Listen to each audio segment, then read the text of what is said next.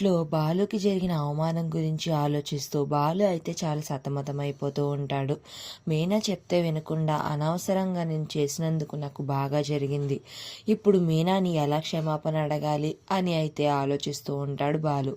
మరో పక్కన రాజేష్ అయితే బాలు వాళ్ళ ఇంటికి వస్తాడు. వచ్చి అనవసరంగా నీ దగ్గర డబ్బులు తీసుకుని హంగు ఆర్భాటాలకి పోయి ఫ్రెండ్స్ అందరినీ తీసుకుని వచ్చి వాళ్ళకి ఫుల్గా తాగించి అన్నీ కూడా పెట్టాను. చివరికి వాళ్ళు నా తిండి తిని నా మీదకే గొడవకి వచ్చారు. ముందు మీనా చెప్తూనే ఉంది, హంగు ఆర్భాటాలకి వద్దు, అనవసరంగా డబ్బుని వేస్ట్ చేసుకోకండి అని. నేనే ఆ మాట వినలేదు. ఇప్పుడు నాకు బుద్ధొచ్చింది.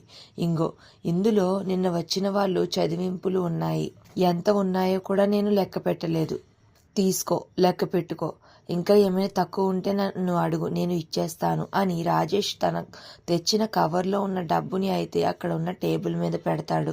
ఇక తరువాత రాజేష్ అయితే వెళ్ళిపోతాడు. ఇక అప్పుడు బాలు అంటూ ఉంటాడు, 1,00,000 కోసం 1,00,000 సార్లు నన్ను తిట్టావు కదా, ఇదిగో నా ఫ్రెండ్కి ఇచ్చానని తీసేసుకుని లెక్క చూసుకో అని అయితే బాలు అంటూ ఉంటాడు. మీకు ఎంతసేపు మీ మాటలే గాని ఎవరైనా ఏదైనా చెప్తే వినరు కదా. అయినా మీకు పాఠాలు తలకెక్కి ఉంటే డిగ్రీల మీద డిగ్రీలు చదివేవారు. అవి కాకుండా వేరే పాఠాలు తలకెక్కించుకున్నందుకే ఇలా తయారయ్యారు అని మీనా అయితే చాలా కోపంగా బాలుని అంటూ ఉంటే బాలు ఏమి చేయలేక నిస్సహాయంగా అలా చూస్తూ ఉండిపోతాడు. మరి ఇప్పుడు ఏం జరగనుంది అనేది నెక్స్ట్ రివ్యూలో తెలుసుకుందాం. వీడియో నచ్చితే